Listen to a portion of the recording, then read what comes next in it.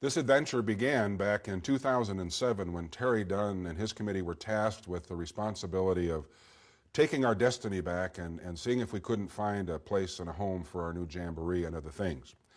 Terry could have done no better than to pick Jack first to head up this project, and Jack surrounded himself with a wonderful committee called the Project Arrow team and went on a great adventure of a site selection journey that has led us to this stage today. In the process, Jack selected and identified Isaac Manning, a world-class engineer and developer, but more importantly, a passionate volunteer in scouting in the Longhorn Council.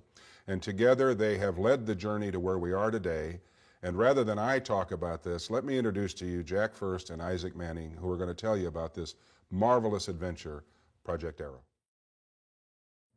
In February of 2009, we met with the group and indicated that we had, out of the site selection, come up with 2 sites, one in Virginia, one in West Virginia.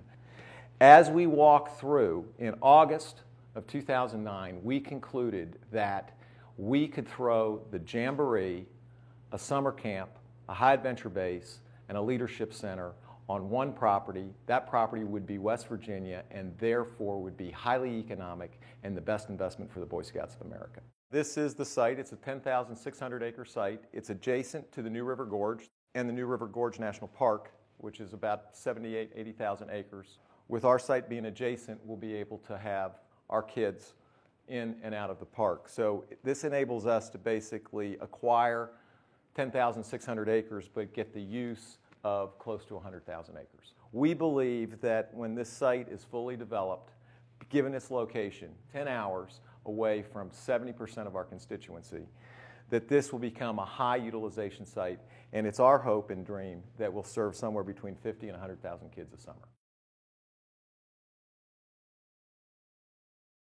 When you go up to the top of Garden Ground Mountain, which is the ridge that runs basically a mile up here, and you begin to look at the topo maps and really kind of start digging into this site, where the flat land is where everything's been strip mined. The tops of the mountains have been removed, the coal's been extracted, and what's been left is this fabulous structure of flat highland trails and ridge tops where the coal has been extracted. So what the coal miners have done over the last 100 years is basically do all the rough grading work for us to make this site feasible. So everything that we're putting on this site, all of our road alignments, all of our road beds for the most part are going on old abandoned strip mine benches, and the structure of the site and the reutilization of what's been left through 100 years of industrial development is where we're putting things, and it's working out tremendously well for us. Our site is just outside of Mount Hope. One of the things that was really interesting about this is we looked for sites that had great freeway access. 64 that runs from Richmond west ties into 77 here. 77 takes you on out to Charleston, West Virginia, and from there you either go north to Pittsburgh or west to Cincinnati and on to Lexington, Kentucky. 77 south gets you to Charlotte, Atlanta, and down to I-40 and 81. So our connectedness here from major airports is critical. We're 3 hours away from Charlotte, 3 hours away from Pittsburgh, 3 hours away from Cincinnati, all coming into this site. One of the things that attracted us to this site, we were looking for land areas where we could leverage up. So our 10,600 acres becomes 90,000 plus acres because of the relationship with the Park Service.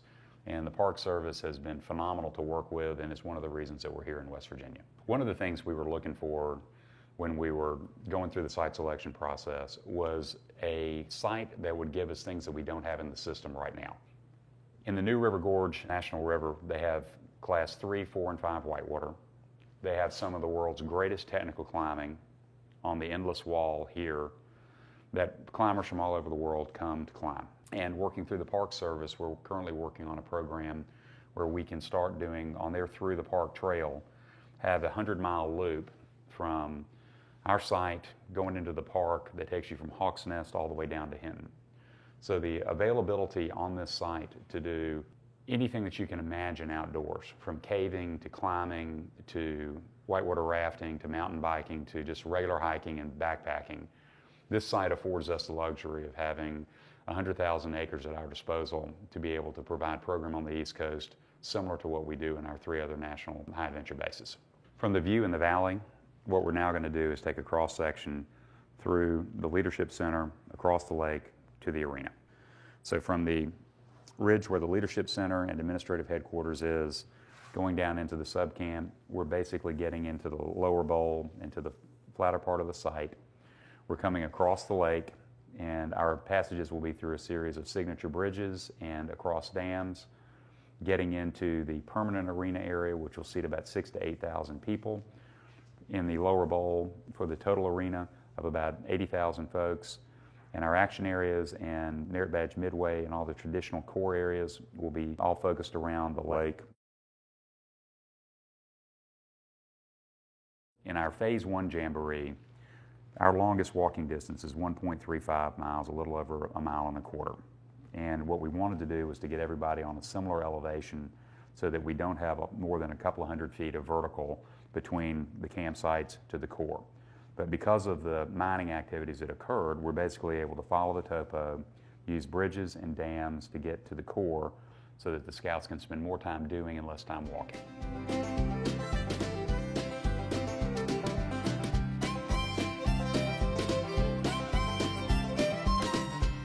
We have a great piece of land, and now it is time to put program on top of that land. And the model that we want to use for this project is a corporate for-profit model.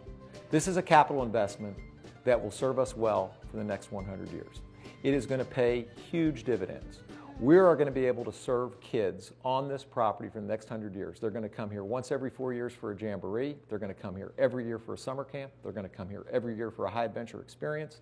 We're going to have a leadership center for excellence. We could put the museum here, and there's a myriad of other programs that we can throw on this property. We're only limited by our creativity and our own ingenuity. The key to this project is, from an operating perspective, once the capital investment has been made, is it will sustain itself economically in perpetuity.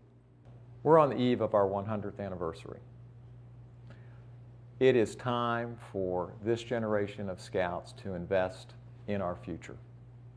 The West Virginia property enables us to obtain a property located where the heart of our customer, our constituents, live. This is an opportunity for the great outdoors to come to life with a program that's complementary to the existing program that we throw all across the country. We're going to be able to serve more kids on this site than any other property that we have in the system. This site's utilization will be off the charts with a jamboree, a summer camp, a high adventure, and a leadership center, and much, much more. This is timed to act. Join the journey. It's going to be great.